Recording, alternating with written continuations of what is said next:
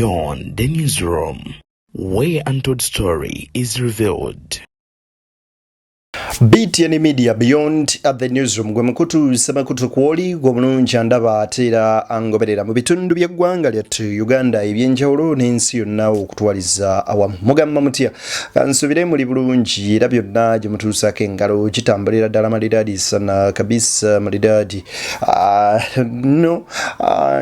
Si birungi ate babano abanene majega wano babiri abagenzi maaso n'okubeera nga ate bakwatibwa ne bateekebwa mu nkomyo ng'omusango gubavunaanwa kigambibwa imbu bayambako Ebuvanjuba nebugwanjuba ewaka wasigala we wasinga. Beyond the newsroom gwe mukutu ogukuleetera ekyo ekisinga katiranga naffe ng'oyita ku noti 771 453 688 ne noti 744 261 457 na bino bikulu tetulanga bafere tetulanga basawo ba kinnansi n'abagwa mu koowa eryo mwebale kutuwagira. Thank you.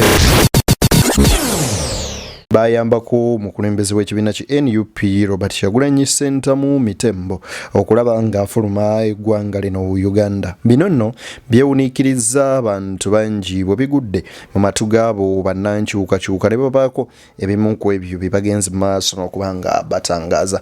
Omu nabadde amyuka gye n'Omuhoozi Kainerugaba Deputy CDF agenze maaso n'okuba nga agobwa mu kifo ekyo ne bamusikiza omulala bunnambiro.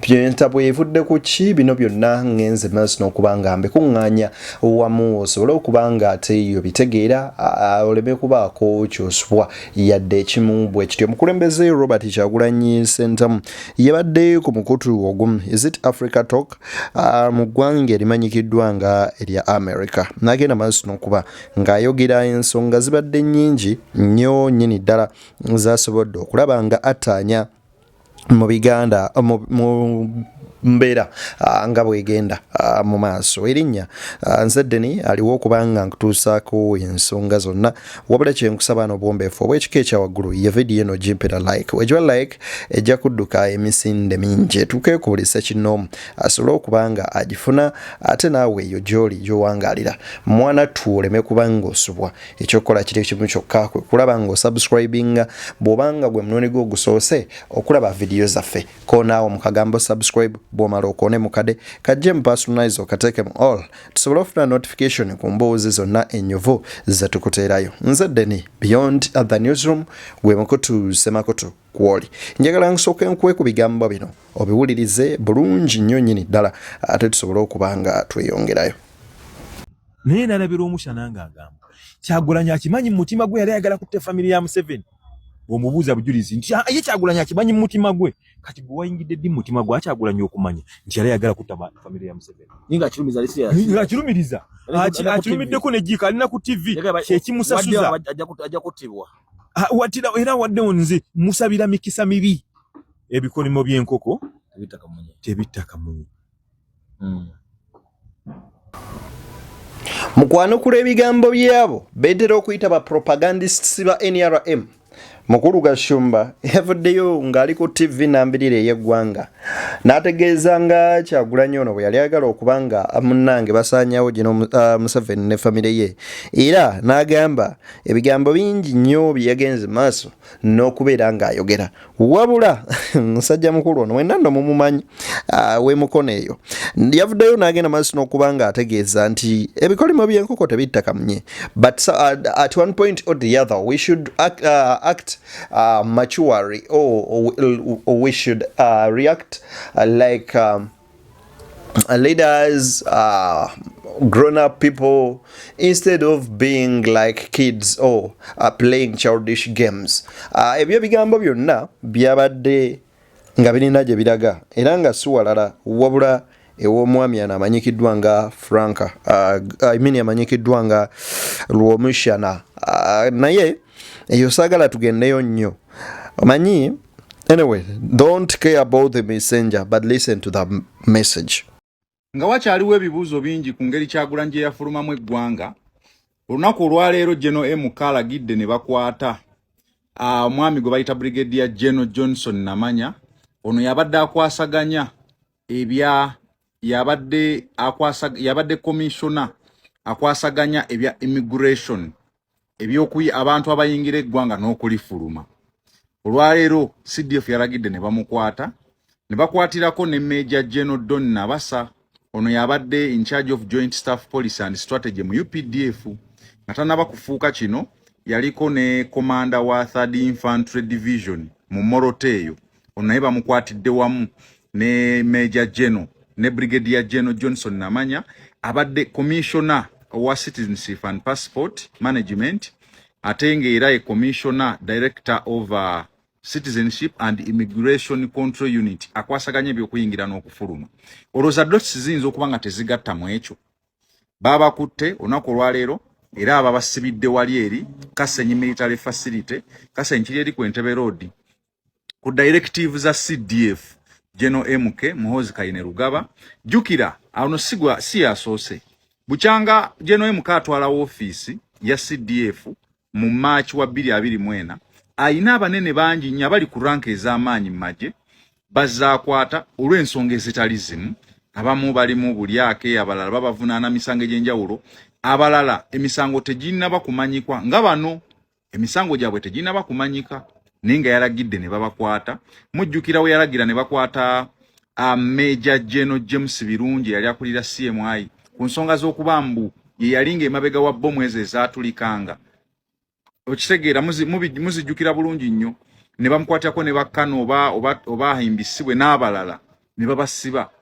azenga akwata abantu ab'enjawulo ku nsonga ez'enjawulo wabula kino wenkiwulidde nga kirimu immigration nga kirimu citizenship nga kirimu passport nengamba dots tezibanga zigatta n'ebyakyagulanyi jukira John MK yagamba nti agenda kukola butaweera okufuba okulaba ng'atereeza amagye agajjemu obubbi agajjemu obulyake agajjemu ebyo byonna tebyetaagisa ekikulu kibadde wali oba ekinyusi ekigambibwa imbu bano bakwatiddwa naye ng'ensonga ezo tezinnamanyika bulungi wa we zisinziira either okubanga bayambako Robert Kyagulanyi Ssentamu okulaba ng'afuluma eggwanga lino Uganda. Abaganda balina olugero olugamba nti 10 terikyawa omu number 1 ate era ne twejjukanyaamu nti bangi balwana bangi bali bawagizi ba gavumenti ya Milton Obote naye mpawo n'omu ayinza kunnyonnyola butya Lutamaguzi gye yasalawo okugamba nti ye kaweeyo obulamu bwe afe nga kyafiiririra ye General Museveni era nga kyasinga okufiiririra kwe kulaba ng'eggwanga lino lifuna emirembe.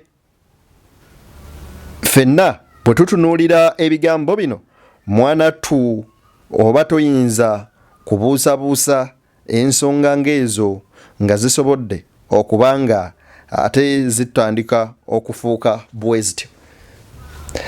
Abaganda balina olugero olugamba nti awali omukka tewabula muliro n'olw'ensonga eyo katulindeyo obudde bunaatubuulira ekituufu ekivaayo. Uganda ekiri mu Uganda oseka bw'okaaba. Njagala kuwa video endala wano yaani video eno gye ngenda okuwa ya mukulembeze w'ekibiina ki National Unity Platform Robert Kyagulanyi Ssentamu ng'ali ku mukutu guno ng'aliko ensonga zagenda maaso n'okubanga attaanya wali eri mu kibuga Washington DC. Wuliriza bulungi. Njagala bino nno tubiwe obudde bwe tutyo tulabe. I'm all right, my brother. Pleasure speaking to you. Same here, same here. So you are here in Washington. What is your main aim of coming here in Washington, to Washington? Well, I left my country on a run for my life. As you might have seen that my house was raided, my wife assaulted, and my family members also tortured because there was an order to kill me by the Chief of Defense Forces, who also happens to be the son of Uganda 40-year-old dictator General Yoweri Museveni. So I left my country running for my life. However, I'm also in the United States to try engage with various leaders, various personalities, senators, and fellow Ugandans as well.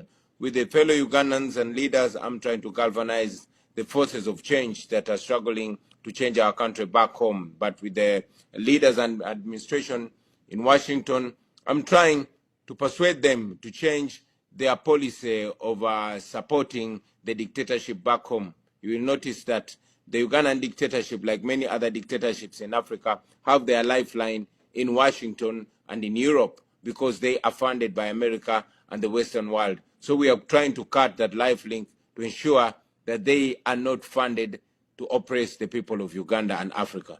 I heard you say that you are not going to negotiate your freedom away. What does that mean? I thought I spoke it in clear terms. I am not going to negotiate my freedom or my rights because no sane person negotiates that. My rights are inherent according to the Constitution of Uganda, and they are not granted by the state. And neither is my freedom.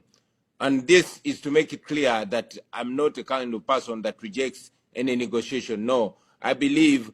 His Excellency Robert Kyagulanyi Ssentamu yabuuziddwa ekibuuzo lwaki oli waneno mu Washington DC era n'atandika okutotola akanada akataano ku nsonga why he is there.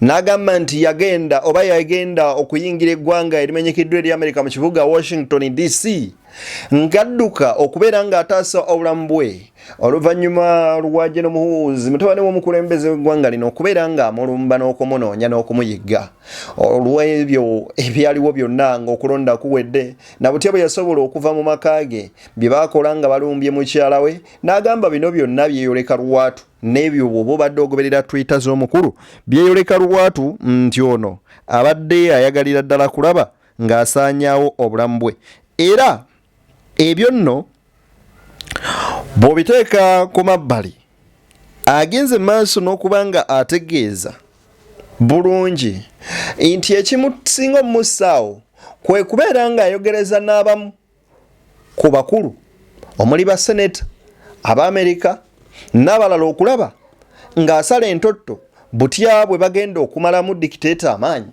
nga bwe bamutemako obuyambi kubanga ffenna tukimanyi bulungi nti obuyambi obusinga General Museveni abujja mu Western world.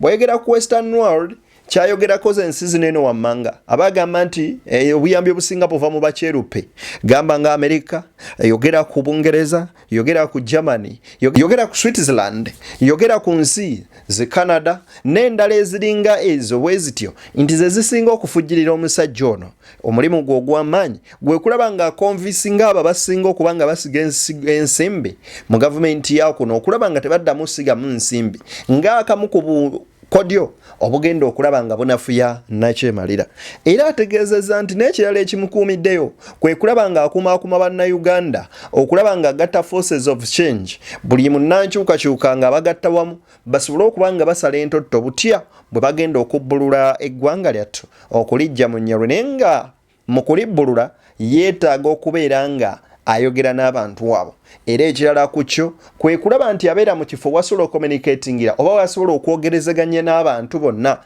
abasuubira okuba nga balina obuyambi bwe basobola okuba nga bamuwa mu ngeri emu oba endala mu lugendo luno olwa struggle. Ebigambo ebyo byonna abyogera. Robert Kyagulanyi Ssentamu abuuzibwa ku kiyavuddeyo n'ayogera n'agamba nti tagenda negotiating oba tagenda kwogerezeganya na kuteesa kufuna ddembe lye ng'ateesa ne General Museveni. Kino kye yazzeemu bigambo ki Bobi Wine bye yazzeemu era bye yanukudde njagala obiwaakadde. And this is to make it clear that I'm not the kind of person that rejects any negotiation. No, I believe in dialogue, but in transparent and principled dialogue, not transactional. Are you ready to negotiate with President Museveni and his government to ensure that there's peace and that Ugandans will live in peace? Are you ready to have negotiations with the government? I thought I answered that question before you asked it. But however, I must remind you that our forefathers, and to quote the great Nelson Mandela, taught us that you cannot put your boot on my neck and then say we should negotiate. No, it's only free men that negotiate. So let me ask you, because last time I heard some Ugandans say that you and President Museveni basically have a passion for Uganda. He wanted a change. He took guns. He went to the bush and came to power by the barrel of the gun. You want change as well. So the change mandate or the change that you seek, both of you are on the same playing field. How do you respond to such comparison between you and President Museveni in terms of wanting change to happen in Uganda? I would definitely not dismiss the fact that once upon a time, General Museveni loved, or is seen to have loved his country. At my age, he was saying exactly what I'm saying, and probably even more eloquent. But as we've been taught by history that power corrupts and absolute power corrupts absolutely.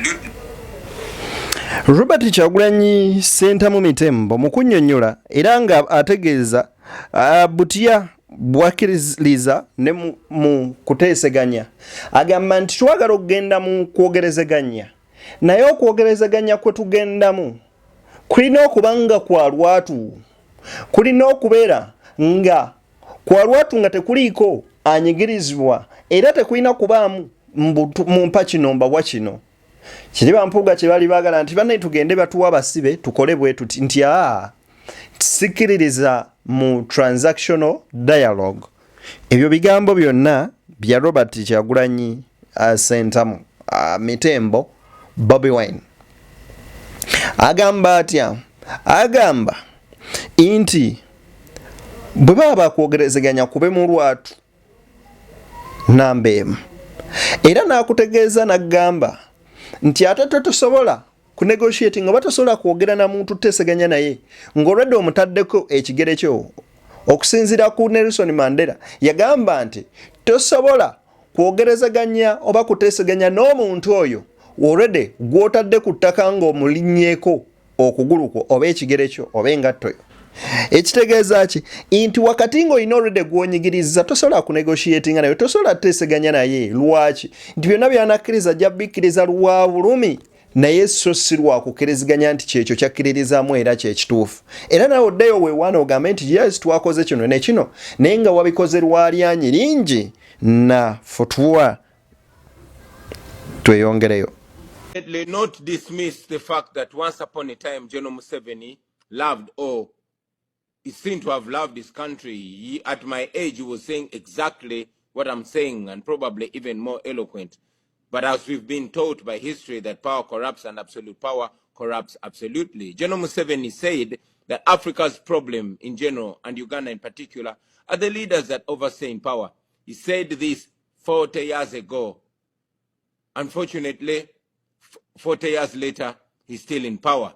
When he was pursuing change, he picked up guns, and more than 500,000 Ugandans died in his pursuit of what he called change. Unfortunately, 40 years down the road, we realized that this blood was shed in vain. I'm passionate about change, but I'm also aware that life matters. The difference between us is that he believes in violence, and we don't believe in violence because we have seen what violence does. Violence, besides breeding more violence, it creates a sense of entitlement where those that cause change through violence always feel like they own and they're entitled. And this is what has shown again and again and again from the times of Robert Mugabe and now Mnangagwa and to the times of Yoweri Museveni. So while we pursue change, we believe that non-violence is stronger than violence, and that was why we chose to pursue that line. Now, in your earlier submission, you talked about the fact Robert Kyagulanyi Ssentamu accreditinze General Museveni kuba bamubuuza ekibuuzo nti bwe tutunulamuko mu kinaana Museveni yagenda mu nsiko n'akwata emmundu ng'era alwanirira eggwanga lye okulweba nga alijja mu mikono gy'abamusibira mu bwabo bote ne baamini abaali balikulembedde. Bwe watunuliramu nga naawe weerabye ebigambo bye bimu by'okozesa kyanjawulo ki ekiri mu masekkati gammwe? Bobi Wine atandise agamba nti njagala okumwebaza era ekyamazima kiri nti bwe yali myaka gye ndimu yalabanga ebyali bigenda maaso mu ggwanga si bye bituufu n'asalawo agende mu nsiko okuba nga alwana. Wabula era ye muntu y'omu yakola statement egamba nti ekizibu kya Africa be bakulembeze abalwa mu buyinza naye kyewunyisa nti giri emyaka 40 miramba ng'omwami y'omu akyali mu buyinza. Nti era Bobi Wine ategeeza nti bambi Museveni bwe yatuuka mu bukulembeze entebe yawooma, mu kuwooma n'atayagala kulaba nga agivaamu. Era n'ategeeza nti ekyenjawulo ekiri wakati we naye nti ye mu kwagala okununula eggwanga yakwata mundu n'agenda ayiwa omusaayi gwa bannayuganda amasekkati ga miliyoni nambirira abo nno be baba mu bantu ngaayo emitwalo 5 mirambirira abaafa mu lutalo olwo. Era ye agamba ekyenjawulo nti bo tebakkiririza mu violence. Era ye n'agamba nti kye baagala kiri ekintu kimu kyokka, kwe kufuna obukulembeze mu mirembe ewatali yadde okuyiwa omusaayi. N'ebirala bibadde bingi naye awo wenjagadde tukome. Nkankwe vidiyo endala wano. The tortures, the extrajudicial murders that are going on in Uganda are not orchestrated by me, but by the regime. On the 18th and 19th of November 2020, there was a massacre in the country. I did not kill those people. The Ugandan government killed those people. We went into an election which you and all the world saw turned into a military operation. I did not torture the Ugandans. I did not kill the Ugandans. The Ugandan regime killed the Ugandans. The Electoral Commission gave me a security detail, but at the end of the campaign, the entire security detail that was given to me was arrested, and now they are detained just because they did not spy on me. I did not do that. The regime did that. As we speak right now, my personal assistant called Sheriff Naja had his house raided and his wife abducted. The wife of Sheriff Naja is now missing for more than 2 weeks. I did not abduct her. The Ugandan military abducted her. And this happened on camera and we showed it to the world. Now the blame does not go to me. The blame goes to those that instead that are charged with the duty and mandate of guarding and protecting Ugandans, but instead abducting them and torturing them. If the Ugandan regime wants a good image for the country, let them respect human rights, let them respect democracy, let them respect the rule of law. You talked about the election. Some people are wondering whether you Robert Kyagulanyi Ssentamu Mitemba agenda maaso n'okubeera nga ayogera ku nsonga ez'enjawulo. Agamba nti abakimuteekako atisiza abantu n'ebirala ebiringa bwe bityo. N'agamba ffenna tujjukire ng'ennaku z'omwezi 19/2/2020 bannayuganda bameka abattibwa. Ku bonna bannayuganda be bagenda maaso n'okubeera nga batta. Ani yabatta? Bobi Wine oba gavumenti? Nti gavumenti eno ye yabatta. Abantu abawambiddwa n'abattiddwa bani? Magye gaaki ga gavumenti eno ge gabikola. N'ayongerako n'ategeeza nti kati wano sherifu bamuwambidde mukazi we. Weeks 2 namba teri byamanyi mayitirege. Ebyo byonna ani abikola? Nti gavumenti eno. Then kati guvaawa onenye Bobi Wine ogambe nti kino nekino nekino nekiri.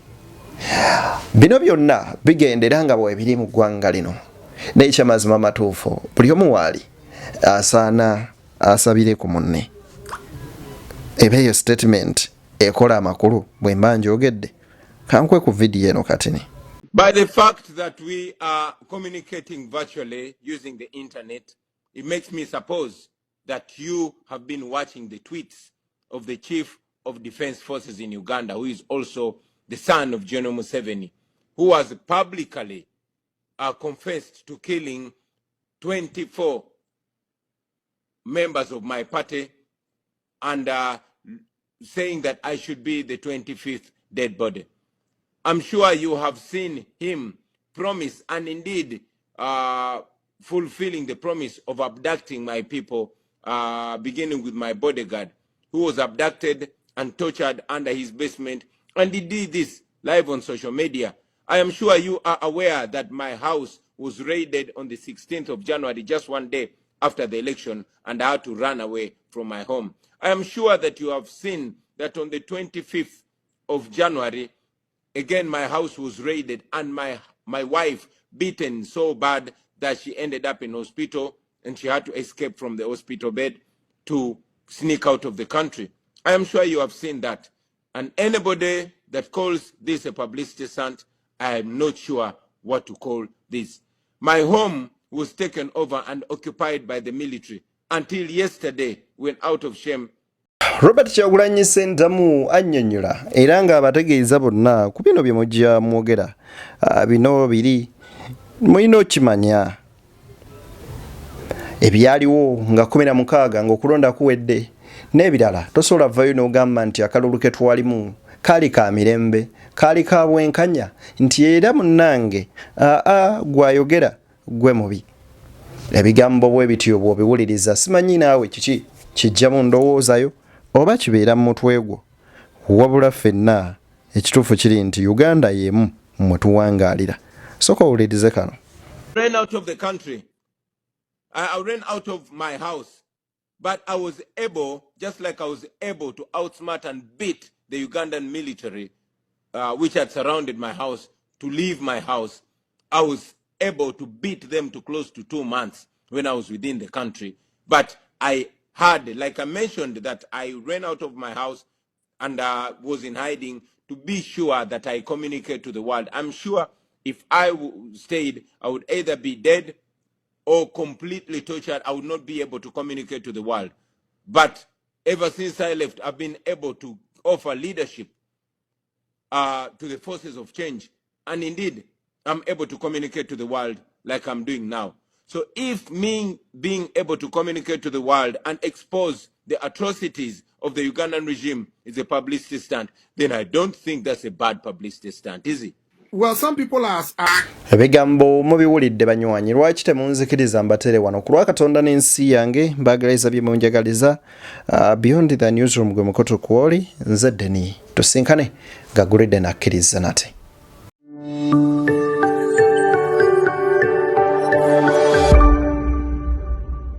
Beyond the newsroom, where untold story is revealed.